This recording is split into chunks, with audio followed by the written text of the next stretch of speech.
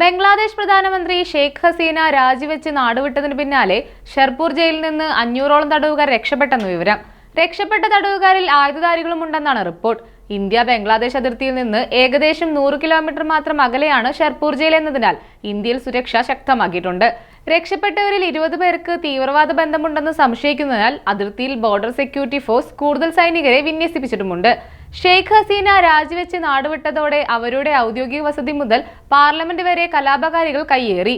വസതിയിലേക്ക് ഇരച്ചെത്തിയ സംഘം അവിടെ കണ്ടതല്ല മോഷ്ടിച്ചെന്നും റിപ്പോർട്ടുകളുണ്ട്. കൂടാതെ പാർലമെന്റിലേക്ക് അതിക്രമിച്ചു കയറിയ സംഘം അവിടെയിരുന്ന് പുകവലിക്കുന്നതിന്റെയും സെൽഫി എടുക്കുന്നതിന്റെയും വീഡിയോ ദൃശ്യങ്ങളും സോഷ്യൽ മീഡിയയിൽ പ്രചരിക്കുന്നുമുണ്ട്.